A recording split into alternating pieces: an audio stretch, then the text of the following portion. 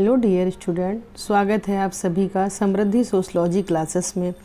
आज हम समाजशास्त्र के विषय क्षेत्र के संबंध में चर्चा करेंगे, जिसमें हम समाजशास्त्र के दो संप्रदाय, स्वरूपात्मक संप्रदाय और समन्वयात्मक संप्रदाय के बारे में विस्तार से जानेंगे। तो समाजशास्त्र के विषय क्षेत्र के संबंध में एलेक्स इंकल्स का मानना है कि समाजशास्त्र परिवर्तनशील समाज का अध्ययन करता है। इसलिए समाज के अध्ययन की न तो कोई सीमा निर्धारित की जा सकती है और ना ही इसके अध्ययन क्षेत्र को स्पष्ट रूप से परिभाषित किया जा सकता है। कहने का तात्पर्य है कि समाजशास्त्र का विषय क्षेत्र जो है वह व्यापक है, उसको एक सीमित दायरे में नहीं बांधा जा सकता है। क्षेत्र का अर्थ उन संभावित सीमाओं से है जिसके अंतर्गत किसी विषय या विज्ञान का अध्ययन किया जा सकता है। इसके दो संप्रदाय हैं। पहला संप्रदाय जो है वो है स्वरूपात्मक संप्रदाय, जिसे विशिष्टात्मक संप्रदाय भी कहते हैं। इस संप्रदाय के प्रमुख जो समर्थक हैं वो हैं जॉर्ज सीमेल, वीरकांत, बानविज, मैक्स वेबर, टानीज आदि जो है प्रमुख समर्थक आपके माने गए हैं स्वरूपात्मक संप्रदाय के। जिस प्रकार से राजनीति शास्त्र राजनीति के संबंध में जानकारी प्रदान करती है, भूगोल भौगोलिक घटनाएं के विषय में जानकारी देता है, अर्थशास्त्र, इतिहास, भौतिक शास्त्र, रसायन शास्त्र के समान समाजशास्त्र भी एक स्वतंत्र एवं विशेष विज्ञान है। कहने का तात्पर्य है कि जिस प्रकार से अलग अलग विज्ञान अलग अलग चीज़ों के बारे में हमें बताते हैं, उसी प्रकार से समाजशास्त्र भी एक स्वतंत्र और विशेष विज्ञान है जो हमें विशेष चीज़ों के बारे में बताता है। विचारकों का मानना है कि समाजशास्त्र को सामाजिक संबंधों के विशिष्ट स्वरूपों का अध्ययन करना चाहिए, अन्यथा यह खिचड़ी मात्र बनकर रह जाएगा। मतलब कहने का मतलब ये है कि विचारक ये मानते हैं कि ये जो समाजशास्त्र है आपका, ये इनमें विशेष चीज़ों का ही अध्ययन किया जाना चाहिए। अगर हम इसको मिला जुला के अध्ययन करेंगे तो फिर ये खिचड़ी मात्र बनकर रह जाएगा।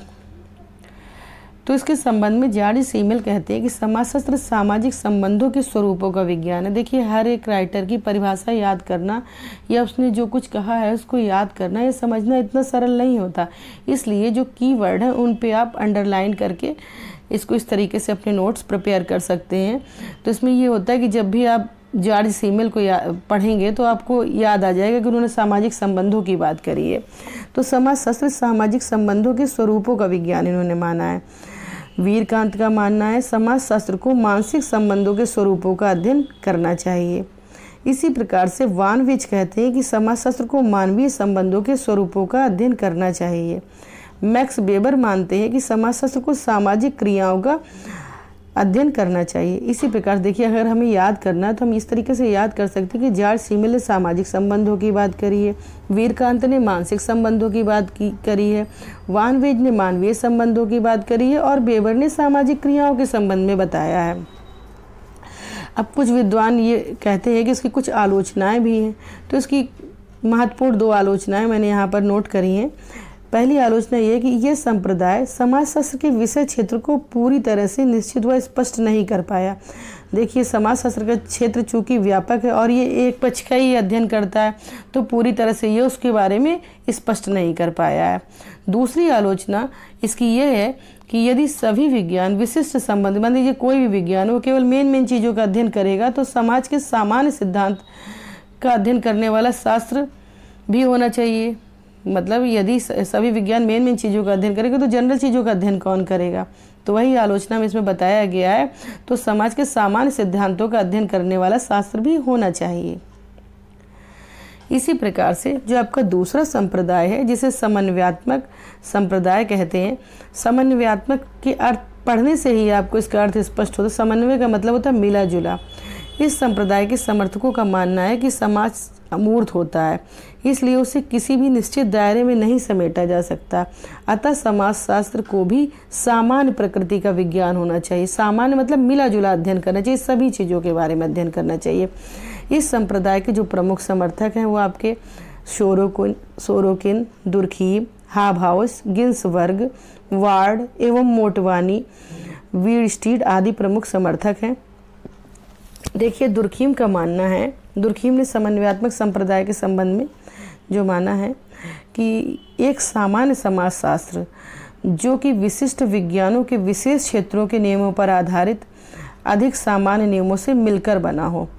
दुर्खीम ने अपनी ये बात बताई है समन्वयात्मक संप्रदाय के संबंध में। सोरोकिन कहते हैं कि समाजशास्त्र के रूप में एक ऐसा सामान्य विज्ञान होना चाहिए जो विभिन्न सामाजिक विज्ञानों के निष्कर्षों में समन्वय स्थापित कर सके। सोरोकिन ने N+1 का सूत्र भी दिया।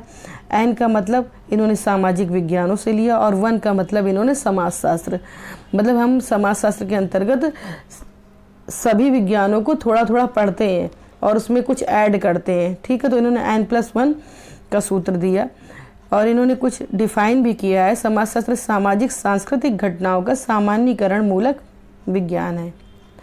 इसी प्रकार से वीरस्टीड भी कहते हैं, वीरस्टीड की जो मतलब वीरस्टीड ने जो बात कही वो एक ड्राफ्ट के द्वारा यहाँ पर स्पष्ट की गई है।